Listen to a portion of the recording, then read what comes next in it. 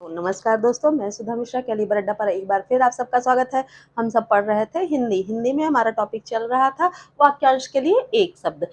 Last video में हमने 45 से 50 शब्द पढ़ लिए थे। आगे के शब्दों ये वाक्यांशों की श्रृंखला हमारे सामने फिर है, हम इसको स्टार्ट करेंगे। आप वीडियो की लिंक आपके अपने फ्रेंड को तुरंत सेंड कर दीजिए और वीडियो में हमारे साथ एंड तक जरूर बने रहिएगा, ठीक है। एंड तक आपको बहुत सारे वाक्यांश को कराया जाएगा। चलिए आज स्टार्ट करते हैं आज के वाक्यांशों की श्रृंखला। सारे वाक्यांश काफी महत्वपूर्ण है, जो कभी ना कभी एग्जाम में आए हुए हैं वही वाक्यांश पहले करा रही हूँ, तो उसको आप नोट डाउन जरूर करिए, नोट्स जरूर बनाते रहिए। आप एक बार नोट्स बनाइए तब पढ़िए और एक बार उसका रिवीजन करिए। इसके बाद सीधे एग्जाम में ही आपको पढ़ने की जरूरत पड़ेगी, ठीक है। बीच में आपको इसे बार बार याद करने की जरूरत नहीं पड़ेगी, अपने आप ही ये सब चीजें आपके मस्तिष्क में बनी रहेंगी, ठीक है। तो हमारे साथ वीडियो में बने रहिए। चलिए स्टार्ट करते हैं वाक्यांशों की श्रृंखला। पहला वाक्यांश हमारा है, जिसने ऋण चुका दिया हो उसे क्या कहते हैं। उसके लिए एक शब्द है उऋण, ठीक। नेक्स्ट है, निरंतर ऊंचे उठने की इच्छा, उदीशा कहलाती है, ठीक है। पर्वत के नीचे तलहटी की भूमि, जो उसका बॉटम होता है, उसको कहा जाता है उपत्यका, ठीक है। वो काफी उपजाऊ होती है, इसलिए उसको उपत्यका कहा जाता है।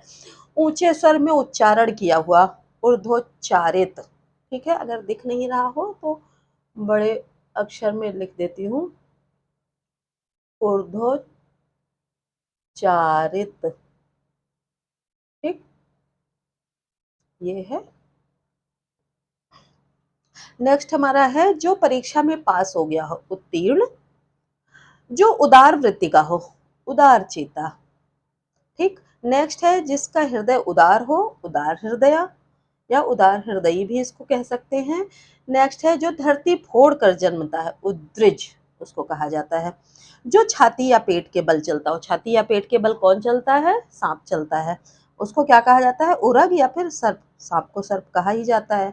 नेक्स्ट है, खाने से बचा हुआ जूठा भोजन, जो जूठा भोजन, जूठन बाद में बच जाता है, उच्छिष्ट उसे कहते हैं।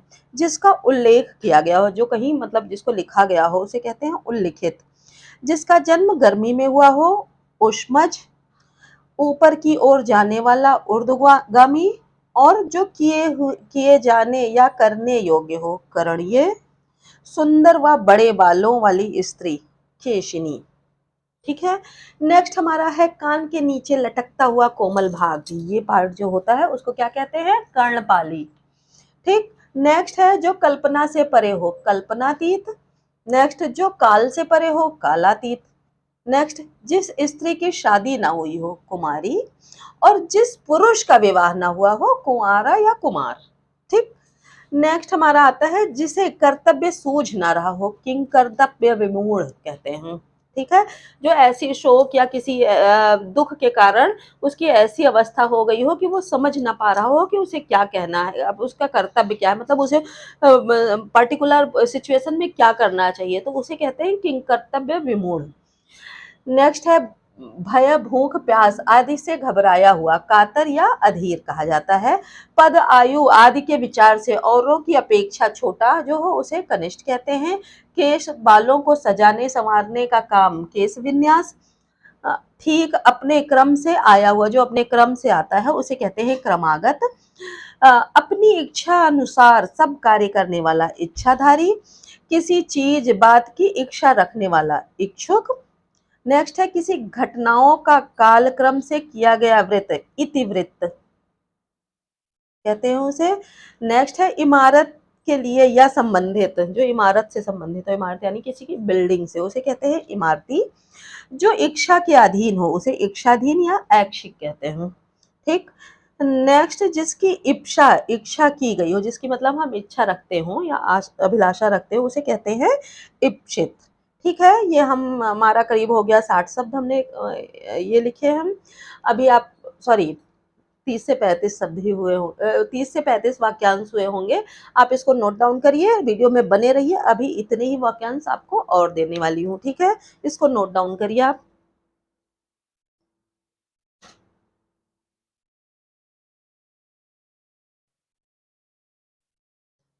नेक्स्ट शब्द देखिए हमारा है, दुराचारिणी स्त्री। दुराचारिणी स्त्री को क्या कहा जाता है, उल्टा।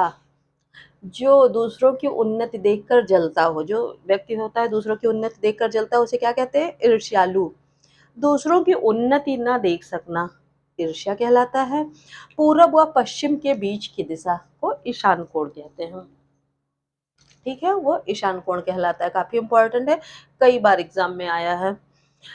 जिस पर किसी काम का उत्तरदायित्व हो, उत्तरदायी। जो तांत्रिक, जो अपने हाथ में कपाल या खोपड़ी लेकर चलता हो या हमेशा लिए रहते हैं तांत्रिक, उसे क्या कहते हैं? कापालिक। जहां अपराधी रखे जाते हैं उसे जेल या कारागार, जेल भी ऑप्शन में है तो आप लिख सकते हैं, वैसे कारागार होगा तो ज्यादा उचित होगा। जिसकी अब कीर्ति शेष रह गई हो, कीर्ति शेष। अपने ही कुल का नाश करने वाला, कुलांगर। अच्छे ऊंचे कुल में जो उत्पन्न हुआ हो उसे कुलीन कहते हैं। जिसकी बुद्धि कुश की नोक के बराबर तीखी हो, यानी तीक्ष्ण हो बहुत ज्यादा, उसे क्या कहते हैं? कुशाग्र बुद्धि। ठीक है। जिसे बाहरी जगत का ज्ञान ना हो, कूपमंडूक। जो मोल मोल लिया हो, क्रीत, यानी खरीदा गया हो।